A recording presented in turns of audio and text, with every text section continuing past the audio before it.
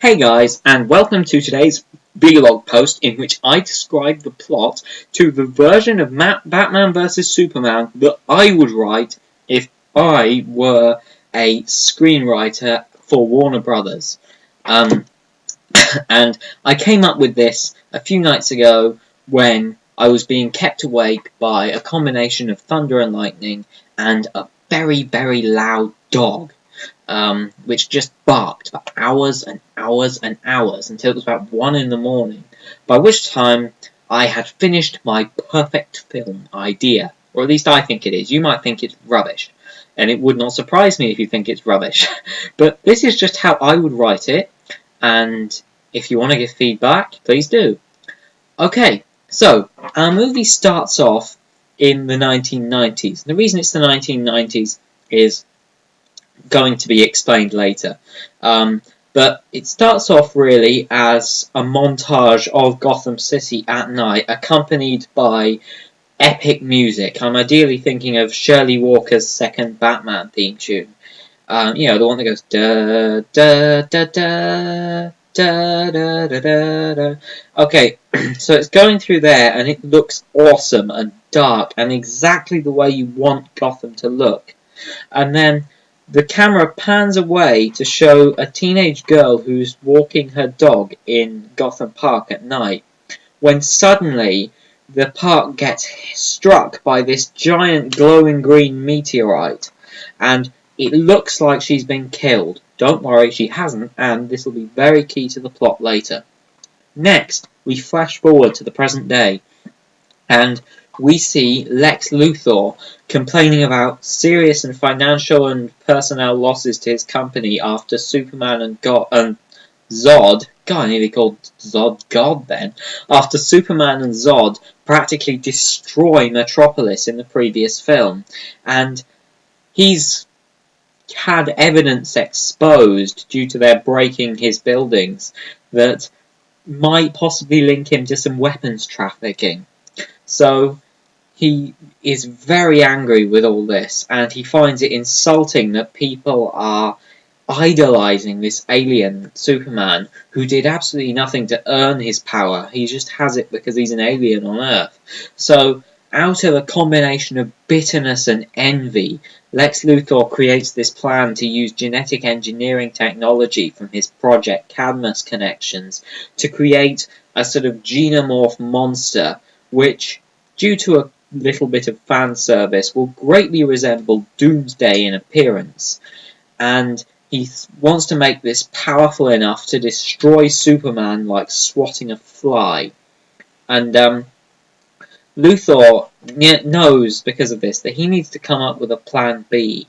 So he phones up Bruce Wayne, who's currently in a business partnership with him, and he attempts to mislead him into building armor and weaponry, which Bruce Wayne quickly realizes isn't for the purposes Luthor says it is, which involve energy and things, because Luthor greatly underestimates Wayne's intelligence. Anyway, we then have Bruce Wayne then basically shuts Luthor down on the matter and puts the phone down on Luthor.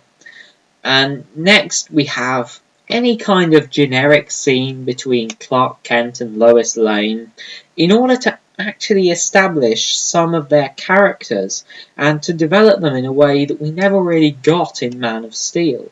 I mean, sure, we got to know Lois a little, and we got to know a lot of Superman's history, but we didn't really get to know their personalities that much, particularly Clark as Superman. I didn't feel that we really knew him at all at the end of the film.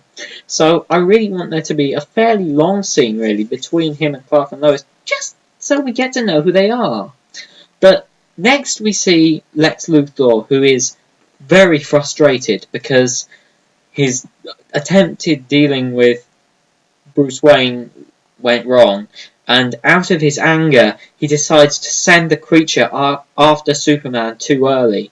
And basically, because it's immature yet, it goes on a complete rampage around Metropolis, and rather than just going for Superman, it destroys cars, it destroys houses, and it's killing people, and Clark Clark hears this with his super ears, and then he ditches Lois to go off and fight the monster, leading into a violent and brutal confrontation.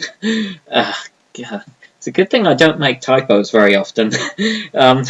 Anyway, this leads into a brutal confrontation, which ends up with Superman throwing the monster into the sun. But there's a failsafe in the monster. It basically has a sort of nuclear device in it, which was designed by Luthor to kill Superman if Superman were to defeat it. But he seemed very confident that Superman would be unable to defeat it, but he was, because it was immature. So, because of this device that is set off when the monster lands into the sun, it creates a giant solar flare, and the solar flare then hits the International Space Station and kills everyone aboard on this research team except for 2 characters, one of whom is Dr. Hank Henshaw. The other is whatever Dr. Hank Henshaw's wife is called. I can't remember.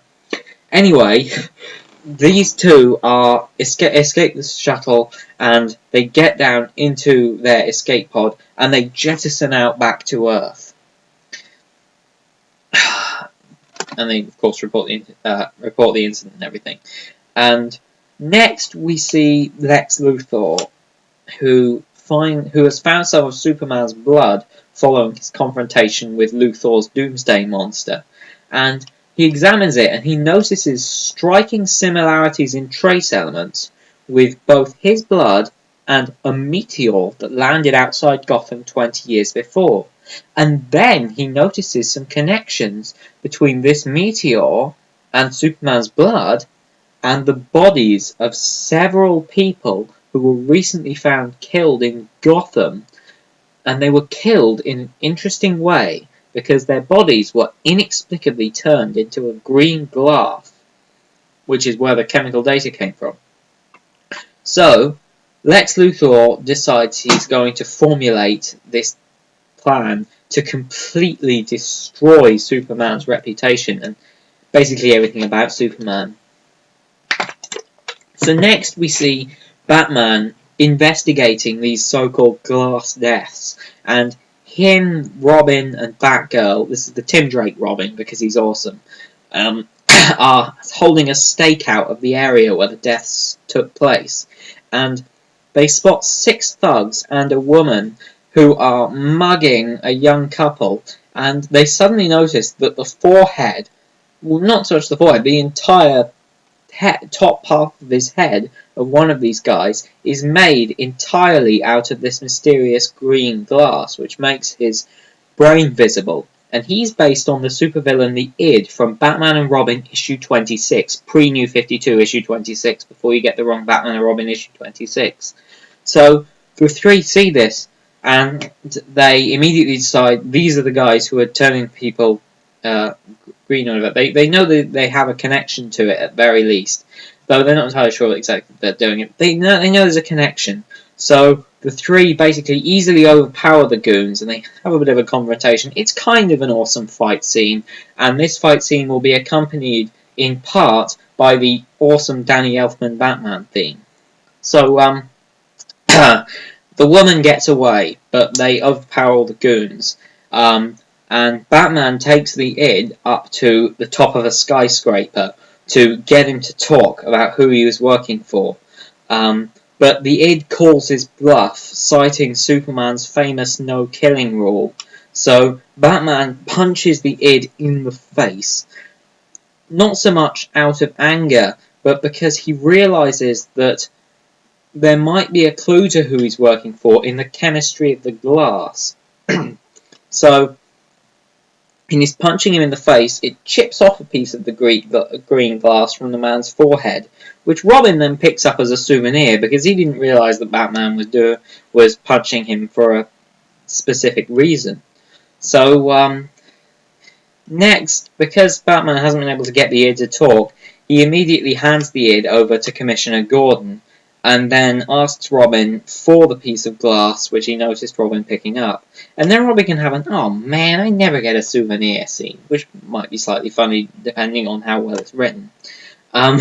So Batman and Robin are then seen in the Batcave, and Batman is chemically analysing this green glass sample, and he notices abnormalities in its krypton content, which, due to his photographic memory, he is kind of mentally comparing with other samples he's seen, and he recognises it from the exact same abnormalities that he's seen in Superman's blood. And then he thinks, I've seen this somewhere else. So he goes all through his archives in the Batcave, and he realises that it was the same chemistry as was in the meteorite that crashed into Gotham 20 years before. Now, Superman is apparently connected, therefore, he thinks. The chemistry is too similar.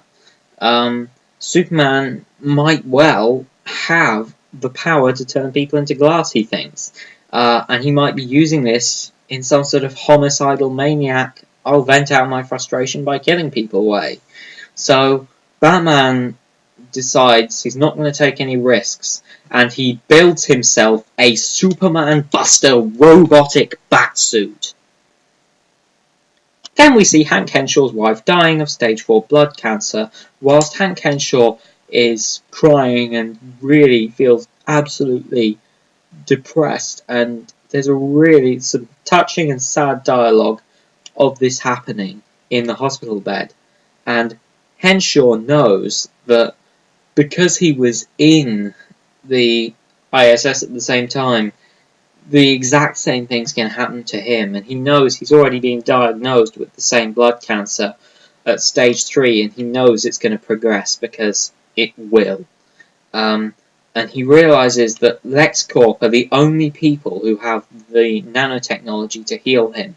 So he goes up to he drives over to LexCorp, he breaks into the building, and he gets into Luthor's office, and he desperately pleads with Luthor for his life. But then Luthor reminds Henshaw of how Superman was responsible for everything that happened to Henshaw, because Superman threw this monster into the sun just before the solar flare, which then killed Henshaw's wife and gave him his cancer.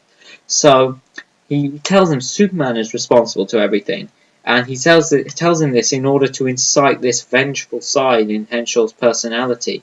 And then he uses nanomites to upload Henshaw's consciousness into the LexCorp computer database, and he says, "I have big plans for you, Dr. Henshaw.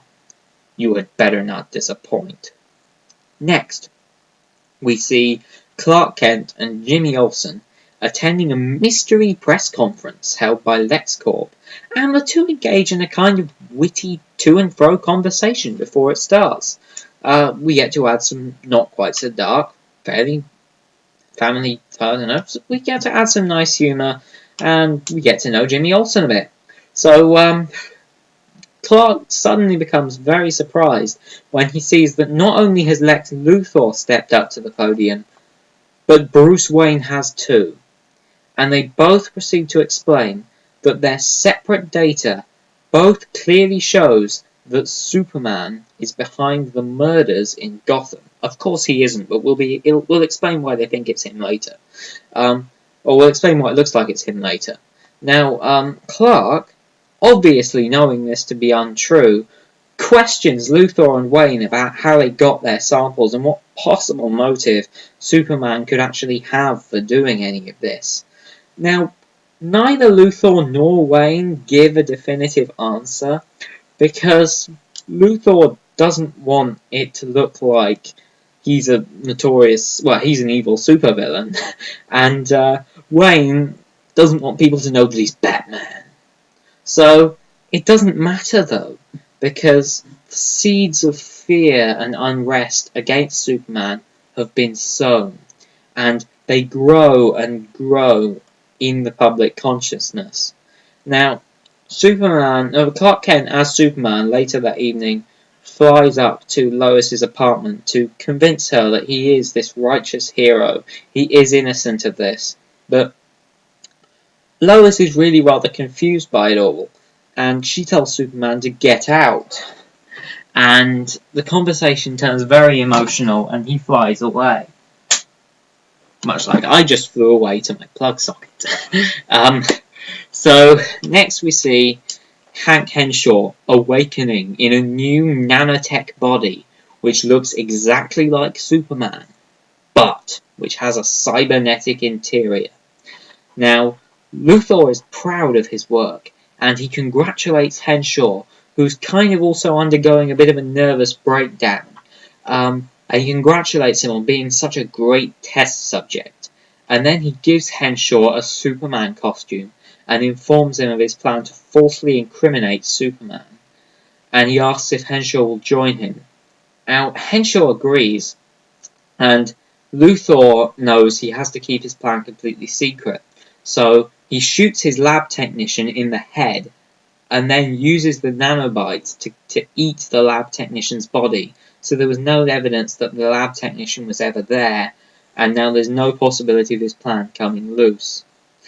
We then see Mercy Graves coming up to Lex Luthor, and he tells her to sanitize Project Cadmus, so there's no evidence that he had any involvement with the monster. Do you get what he means by sanitize there?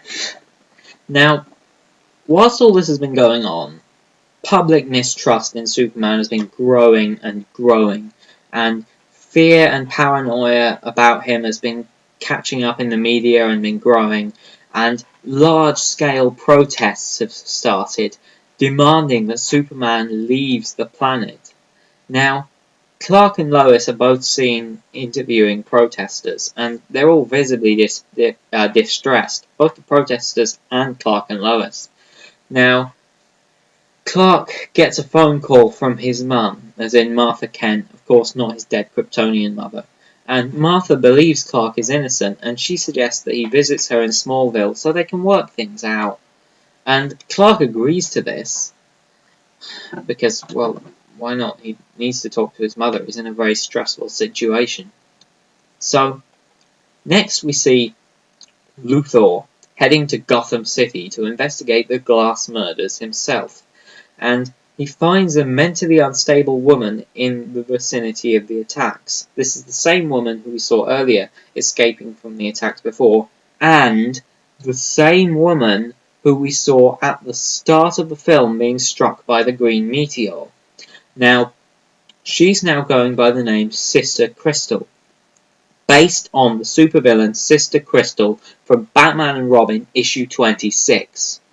Now, Sister Crystal tries to attack Luthor, who's guarded by Mercy Graves, and when Sister Crystal's arm makes contact with Mercy's arm starts to transform into green glass, so she has to break her own arm off. She smashes her arm against the building they're fighting next to prevent her entire body from vitrifying.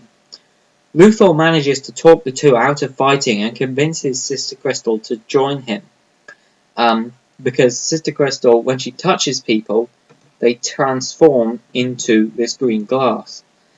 Now, Clark, knowing full well he's innocent, calls in a favour with Gotham PD whilst he's on his way to Smallville, because where these are fictional cities, their exact position relative to one another doesn't matter. So for the sake of the story, let's just say Gotham City is part way from Metropolis to Smallville.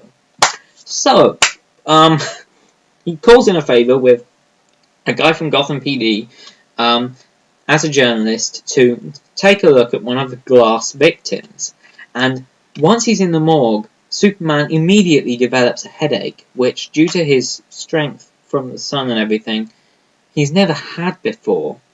And once the body is revealed as this solid green human-shaped crystal, Superman collapses and his entire body writhes in pain, as it turns out it's an exceptionally potent variety of kryptonite, and Superman has yet to experience kryptonite.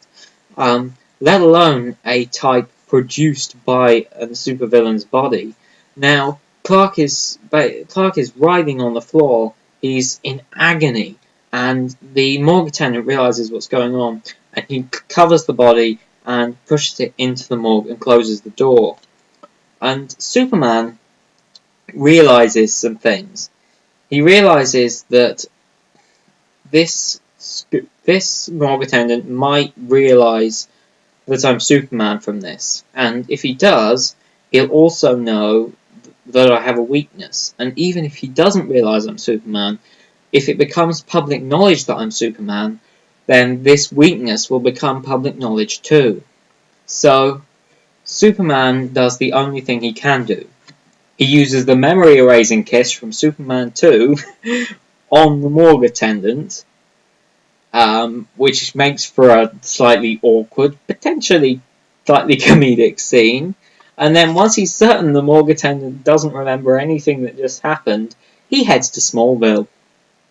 Next, we see Henshaw, now as Cyborg Superman, flying over Gotham Park, while under his flight path, Sister Crystal is basically murdering everyone she can come across, and laughing while she's doing it, and being a complete psychotic maniac, in order to incriminate Superman. And Batman observes Henshaw's flight path from a distance, and Batman, believing him to be Superman, believing Henshaw to be Superman because he looks exactly like Superman, and believing him to be the murderer, takes the Batplane to confront him, and he flies over the place where Henshaw is flying, and then he jumps out of the Batmobile and lands on Henshaw, and the two crash to the ground. And Batman is now wearing the Superman Buster suit, by the way. Before he jumps on him, he puts the Superman Buster suit on, and he jumps on Henshaw and crashes to the ground. Now, they then have this enormous fight, and they're smashing one another into buildings, into cars, and it practically destroys two buildings. And then Henshaw has a building land on him. And Clark watches this footage with his mother as it's being aired live on TV of the imposter fighting Batman. And Clark, against his mother's pleas, flies over to Gotham so that he can prove his innocence to Batman, and so they together can find the real killer. Now, Superman flies overhead of Batman, who's in the Batmobile, going back to the Batcave, thinking that he's in some way killed Superman, as it were. Batman thinks that there's no way Superman could have survived the encounter, so he's returning to the Batcave because he can't get at the body to determine anything, because it's got an entire building on it. And he thinks, in order to determine if he actually is dead or alive, I need to excavate the area. But I can't do that with the tools I have with me, I have to go to the Batcave. So Superman flies ahead of the Batmobile and stops it in its tracks, and tells Batman, you and I need to talk. So Batman gets out of the Batmobile, and he listens to Clark's account of what happened. But Batman has just seen all this happen, and he's just seen himself fighting Superman, and this could just be a trick or an excuse. And he doesn't really believe Superman. So he throws a block of kryptonite at Superman because he's already determined, using his chemical analysis, that it will harm him. And this is a block from the original meteorite, nothing to do with Sister Crystal or anything. So he then proceeds to start beating up Superman, but then Superman knees Batman in the chest, which fractures 6 of his ribs. And because Batman's unable to fight back in his current state, he activates this little signal from this little box he's got, and the Superman Buster suit flies out of the Batmobile and sort of puts itself onto him for their final confrontation. And the fight becomes more easily matched with basically strength on strength. And then Superman uses his laser vision, whilst he has Batman pinned down, to slice the robotic Batsuit's arm off. But Batman notices Superman is being careful not to actually harm Bruce. So he realizes that Superman wouldn't be trying so hard not to kill him if he were the killer. So Bruce just kind of gives up fighting. And without realizing this, Superman keeps punching Batman in his Superman Buster Batsuit. And eventually, Batman realizes that he is going to get hurt now quite badly. So he releases from the suit a high-frequency sound wave which knocks Superman out. And then he takes the unconscious Clark to the Batcave in the Batmobile. Next, Clark wakes up in the Batcave, and Batman tells him that he knows who he is, and he knows that he's been framed. Batman then removes his cowl and reveals himself to be Bruce Wayne, though Clark says that he already knew that, because he used his X-ray vision on him during their fight. So, the two then have this conversation, which starts off a bit annoyed, because Batman didn't like the fact that Superman already knew who he was. Starts off a bit annoyed, but quickly becomes fairly sort of real. They talk about everything that's happened, everything they've been through, everyone they've lost, and how they can only rely on each other to stop this fake Superman, who they still both believe is the one that's turning people into kryptonite. So, next, in the next scene, we see Lex Luthor and Mercy Graves, who's now fitted with her weapon-wielding cyborg arm we see in Young Justice. And they pick up Sister Crystal in Luthor's limousine. Now, Sister Crystal senses a bit of a double-cross here, so she kills Luthor's bodyguard by touching him and turning him into glass. And before she can do this to Luthor and Mercy, Mercy blasts her with her cyborg arm and knocks her unconscious. Luthor then takes Sister Crystal to LexCorp Towers and holds her in place, holds her there so that he can use her as an inexhaustible source of kryptonite. God, what is wrong with me today? Yeah, so he has her as an inexhaustible source of kryptonite he can use against Superman. And he chips a piece of kryptonite off of the vitrified bodyguard, and he keeps it with him at all times for safekeeping. Now, in the next scene, Henshaw gets out of the building that's crashed onto him, and he realizes that the real Superman must have allied himself with Batman, because he hasn't seen anything from either of them since. So he uses his nanotech cells to turn himself invisible, and his super speed to follow the Batmobile to the Batcave after Batman's been out on patrol. And Henshaw then, once Batman's in the Batcave, before Batman can get out of the Batmobile, Henshaw reveals himself, and he throws the Batmobile at Superman while Batman is still inside it. So, Superman then grabs the Batmobile and gets Batman out, and the two engage in a confrontation with Henshaw, who starts destroying the Batcave with his heat vision.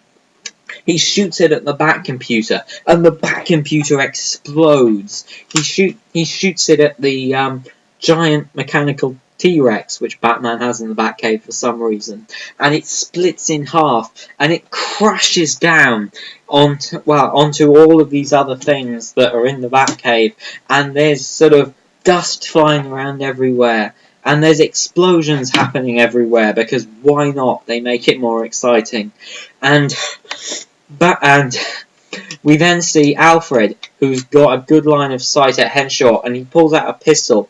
And Alfred, being a bit of a badass, starts shooting Henshaw several times, but to no avail, because Henshaw has this cybernetic skeleton which is stronger than any bullet, because of the nanotech is adapting to his bullets, and it's making itself stronger each time he gets shot. So the bullets do nothing. And so Cyborg Superman keeps walking towards the old man with his hands outstretched, and he's intending to crush Alfred's skull, when all of a sudden a blast from the cannon on the Batplane, which now has Batman inside it because he climbed up there when Henshaw was distracted, shoots Henshaw away and pushes him away from Alfred. And then Batman flies the plane and crashes it into Henshaw, but he's still got the engines on. So the plane is pushing towards the wall and trapping Henshaw in between the plane and the wall of the cave. Now, Superman then uses his heat vision to melt Henshaw's metal arms, and the molten metal of Henshaw's arms sticks to the side of the Batcave, effectively trapping him.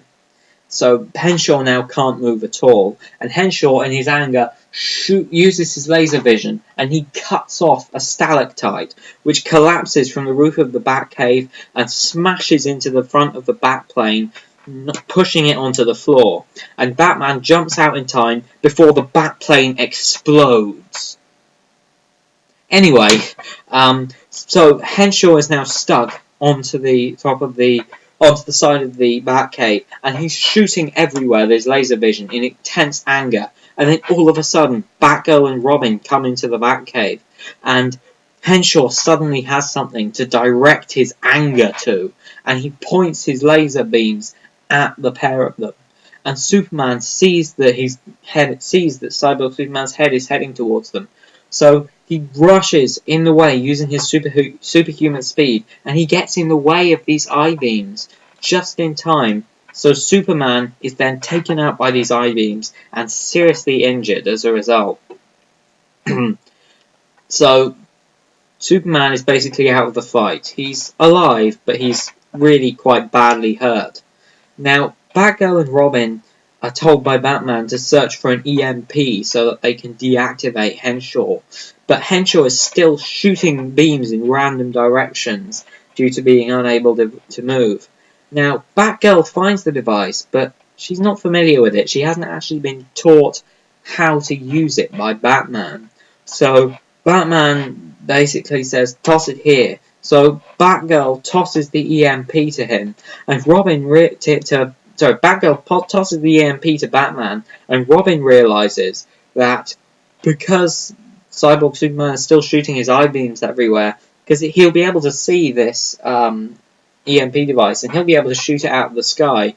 So Robin, noting that Henshaw is focusing on the EMP, throws a Birdarang at Henshaw's eyes, and then when it hits one of his eyes, the eye explodes, revealing most of his cybernetic skeleton underneath. But the other eye is still shooting everywhere, and Batman then activates the device, and it creates an EMP strong enough to disable all of Henshaw's nanotech, so Henshaw disassembles into metallic dust. Apart from his arms, of course, which are melted onto the wall. So you just end up with two sort of metal streaks on the wall, and the rest of him is just dust on the floor. Superman then asks Batman about his no-killing rule, and Batman responds, he wasn't a man anymore. He wasn't even alive. He was just an angry robot. And he also notes that he doesn't want his crusade to cost any more lives. And you have this really tragic flashback scene of the Joker beating Jason Todd with a crowbar, and then you see the warehouse exploding, and there's this sound in Batman's head of the Joker's maniacal laugh. So next we have a scene cutting, it's daytime, a week later, and Batman has sent footage of Henshaw in the Batcave doing everything that happened. He basically sent footage of their fight to Commissioner Gordon so that Commissioner Gordon could publicly exonerate Superman and proclaim him a hero. And Gordon does this in a press conference. And suddenly, realizing what's going on, people are accepting Superman again. They're really happy when he's around. They're not terrified of him. They're not in fear of him, because they now know he's actually the hero they once thought he was. He isn't this awful murderer. He isn't this monster in the night. He is Superman. Next, So we see Superman flying off, and you could even use the original Superman theme tune. That would be so great in this scene.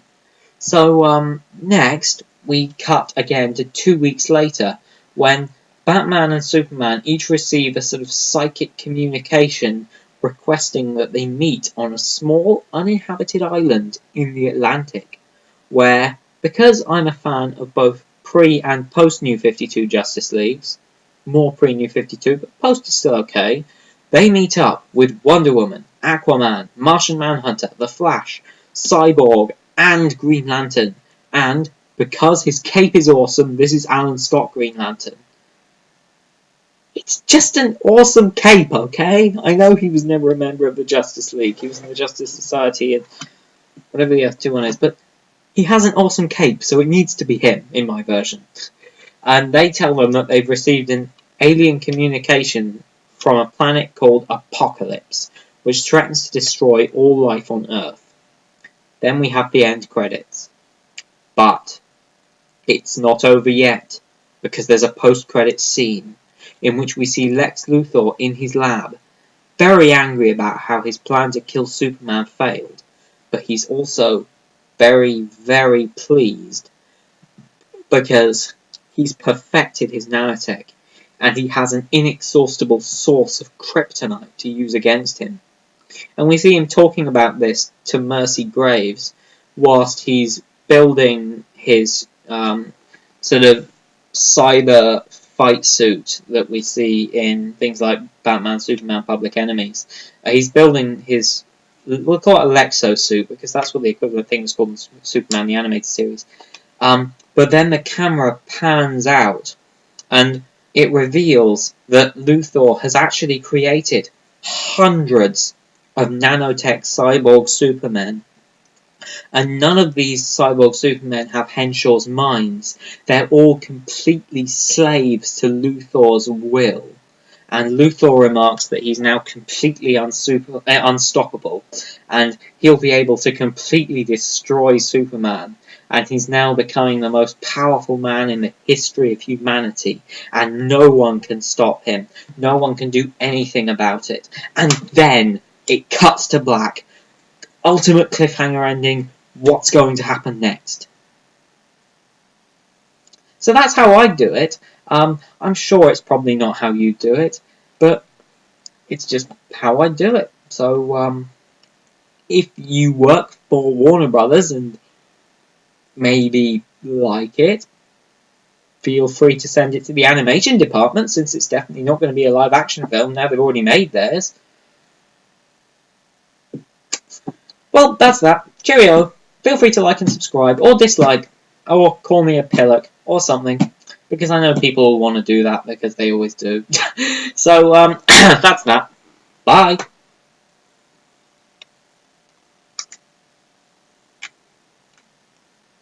It didn't turn off. Why are you still recording? I've clicked end capture, but it's still recording. I don't know why. I have ended this video, but it